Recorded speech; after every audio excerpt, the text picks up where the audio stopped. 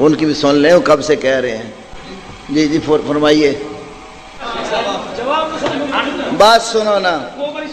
پہلی بات کہی ہے بابا جی نے، پہلی بات یہ کہی ہے کہ قرآن پاک کے اندر، بات سنو یار، سنو تو صحیح نا، شور کر، اسی لیے میں کہتا ہوں کہ لکھ کر کرو گے شور نہیں ہوگا، 1000 بار لکھ کر بھیجو شور نہیں ہوگا۔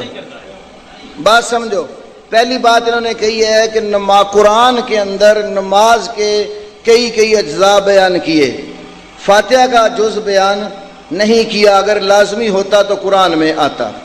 بات یہ ہے کہ یہ بات تو آپ کے امام ابو حنیفہ نے بھی نہیں فرمائی کہ نماز کے جتنے اجزاء قرآن میں آئیں گے وہ ضروری ہیں، دوسرے غیر ضروری ہیں۔ اللہ کے نبی صلی اللہ علیہ وسلم جن پر قرآن اترا ہے انہوں نے ہی فاتحہ پڑھنے کا حکم دیا ہے، لا صلاۃ لمن لم یقرأ بفاتحۃ الکتاب۔ دوسری بات، وَإِذَا قُرِئَ الْقُرْآنُ فَاسْتَمِعُوا لَهُ وَأَنصِتُوا لَعَلَّكُمْ تُرْحَمُونَ۔ انہوں نے کہا ابن عباس لکھتے ہیں، دنیا میں ایک کتاب مجھے ایسی دکھا جو عبداللہ بن عباس نے خود لکھی ہو۔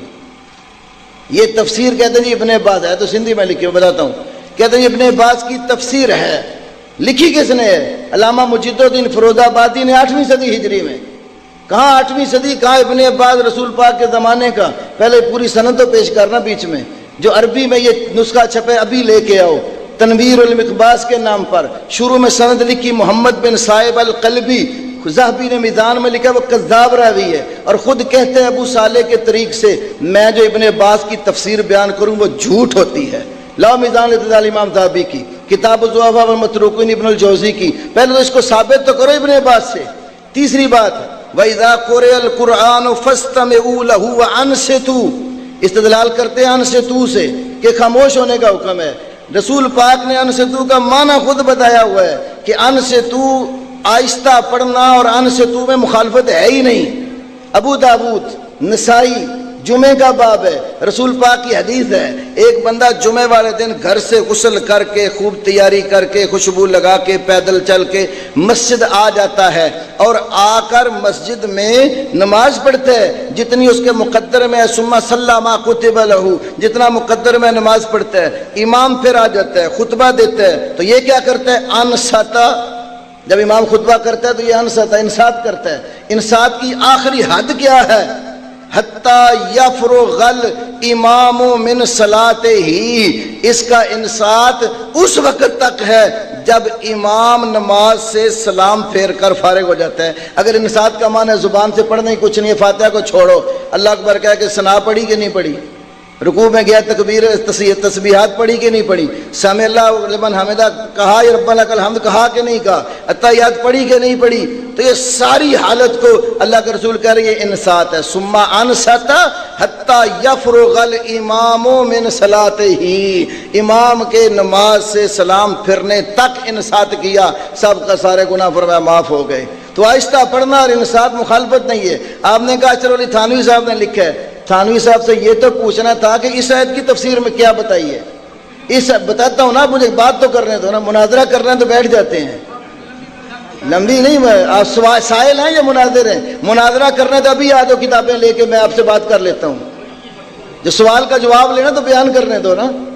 آپ کے اشرف علی تھانوی صاحب نے لکھا ہے، یہ جو ملفوظات الکلام الحسن کے نام سے، تمہارے مفتی حسن جو جامعہ شریعہ کے بانی ہیں اور تھانوی صاحب کے خلیفہ مجاہد ہیں، انہوں نے اپنی کتاب میں لکھا ہے کہ تھانوی صاحب نے یہ فرمایا ہے کہ یہ آیت جو ہے نا، یہ بغرض تبلیغ جب قرآن پڑھا جاتا ہے تو اس کو دھیان پر سننے کے لیے، نماز کے لیے ہے نہیں۔ یہ آپ کے الکلام الحسن میں لکھا ہے، مفتی آپ کے تھانوی صاحب نے کہا ہے۔ پھر اٹھاؤ تفسیر ماجدی، آپ کے مذہب کے بہت بڑے عالم ہیں عبد الماجد دریا آبادی، اس نے اس آیت کی تفسیر میں لکھا ہے، اس آیت کا مطلب یہ ہے کہ قرآن جب بغرض تبلیغ پڑھا جائے تو اس کو غور سے اور دھیان سے سنو تاکہ اس کا موجز ہونا تمہارے اوپر لازم ہو سکے۔ اور کہتے ہیں اصل اس کا مفہوم اسی قدر تھا، لیکن ہمارے علماء حنفیہ نے اس آیت کے مفہوم میں توسع پیدا کر کے مقتدی کے لیے قرآنی سورت فاتحہ کی ممانعت کی گنجائش نکال لی ہے۔